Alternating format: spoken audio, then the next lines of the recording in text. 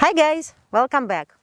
If you're a motorcycle rider, sooner or later you will find yourself in a position where you need to turn around. Maybe you missed a turn, maybe you suddenly saw a trail that you want to try, or maybe the road just ended. So today we'll talk about U-turns and how to make them simple, easy and elegant. Today I will be using two bikes with the same engine. One is Aprilia Touareg and one is Aprilia RS 660. And you see how different they are? One looks big and tall, the other one looks so tiny and cute. But bottom line is that skill is still the same. One of the most typical mistakes that riders make is rushing and stressing out. Yes, you probably missed a turn or you have to turn around because the trail ahead of you is above your skill level. And you sort of start rushing to correct this mistake. And when you do that, you make even more mistakes. And plus, U-turns are never planned, right? So remember, motorcycle riding is always a mental game. And when we're at peace and calm, we can use 100% of our brain to do what we have to do. When we are under stress, brain just doesn't have that capacity. So our skills drop down significantly, practically to the bottom, to most internalized skills that we have today. So first, correct your mental state. We all have to turn around. It's part of our riding. Consider this to be another training opportunity. If you're turning on a street, always pay attention to traffic. Pick a spot without blind corners, and you need to be able to see in both directions. If the street doesn't look wide enough, find a space that gives you extra space, like driveway or a wider shoulder.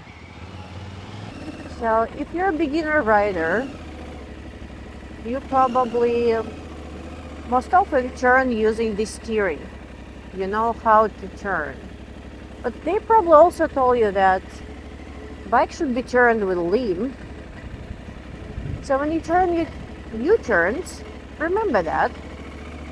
You can start with really big circles using steering, but then start adding a lean. And when you're in the pavement, the easiest one is actually drop the bike in a lean and you remain to be vertical. So if you are making these big circles and you add the lean, you will see how much your radius will decrease. So you saw that I started with 4 parking lots, but if I add the lean, I can make 3. The next one to add would be where you're looking. Like your head should be actually looking where you're going. So every time you're turning your head first, and your hands and your body will follow. So continue making circles in this, using these two techniques, lean and pad. But you probably want it to be tighter. So to add there, you remember to use clutch. It's always in friction zone. It's never completely off or completely on. That's actually one of the most frequent mistakes people make. You can actually do this just using clutch for those bikes that have enough torque. And you will be just fine to do it without using any gas whatsoever. And if you can see, I'm actually on a slight descent here, but bike still takes it no problem. Next one to remember would be rear brake. If you want to really tighten your turns, you start using rear brake gently. It's your anchor.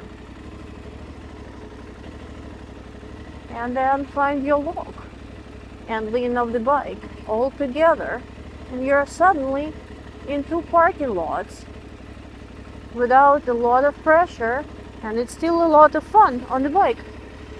Make sure to practice in both directions, because in reality, in real life situations, you will have to turn around both directions. So now let's take another bike and see how that one feels. The point that I want to make is that technique is still the same, and the training for U-turns is exactly the same.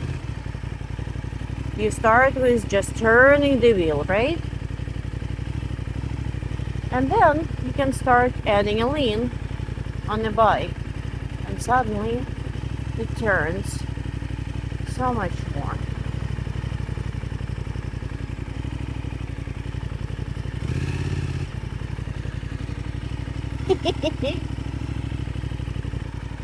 Turning radius on this bike is definitely wider than on the adventure bike, and when you're coming to the full lock, it's a little bit awkward position against the tank.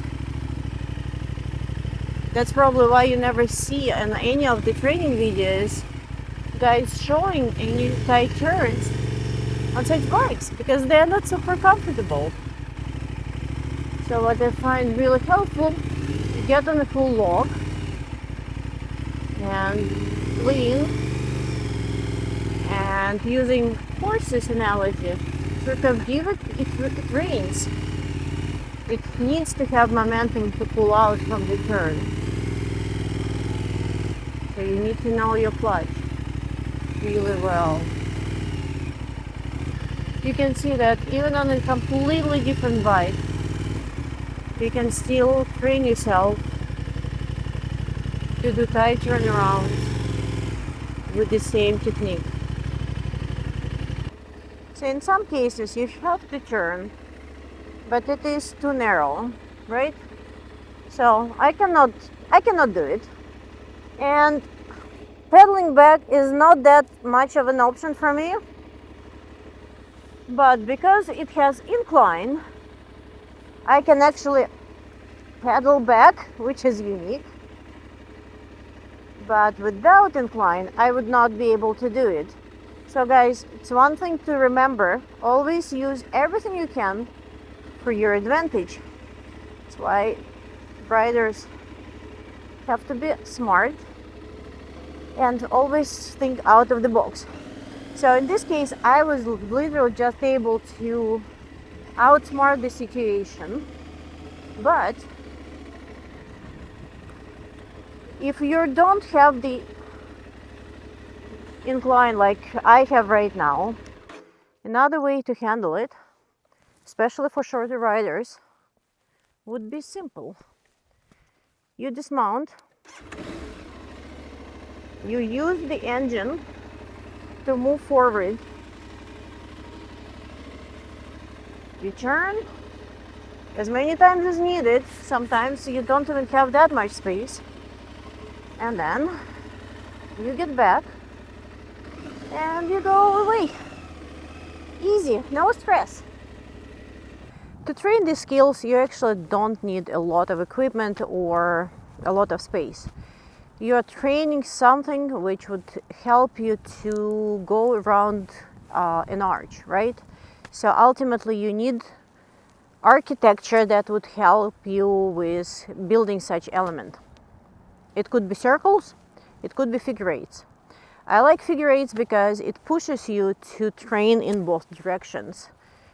Here I set up for you a really simple figure eight, and it's quite wide. It has 3 parking slots, and the idea is that you make one circle there, then you have to go between these 2 cones in the middle, circle in the other direction, and then repeat. So this is the figure eight that I would like you to start with. You just make big circles here and change direction, and big circles here. You can make circles inside of each side and see if you could tighten those. And then again, this forces you to change direction.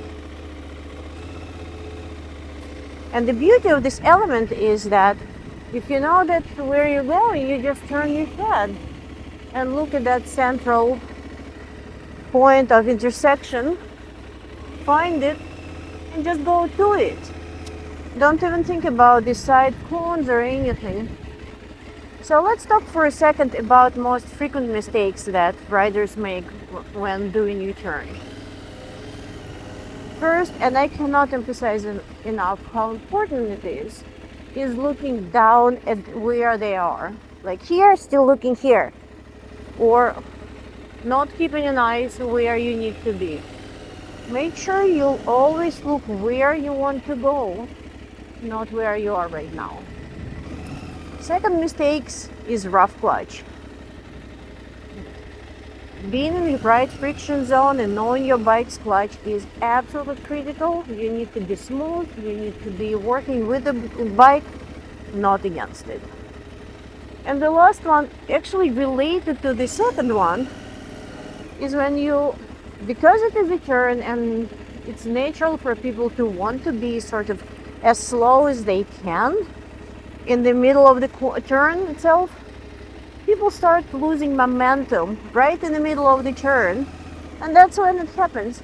You don't have any momentum at all, and bike just stalls, or you completely lose the balance and bike goes down, which is unfortunate, and it's such a fundamental and easy thing to correct if you have really good clutch work. If you catch yourself making any of those mistakes, this is just part of learning. Believe me, every rider has been there. If somebody tells you they never dropped a bike, I find it hard to believe. So bike down, it's just part of learning. It's okay, it happens. Just make sure you know how to lift it safely so that you could continue with your training.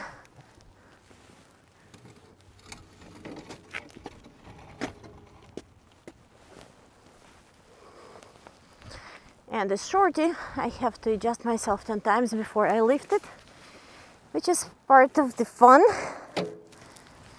And then you can carry on.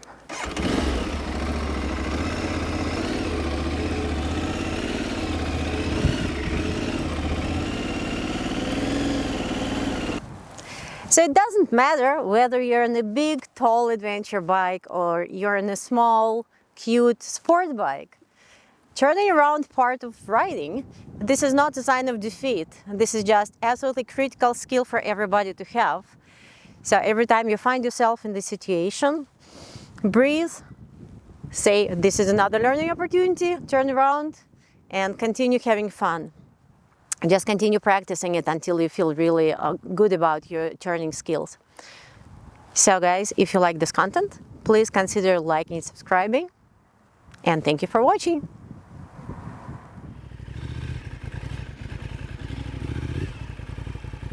I don't like it. I don't like it.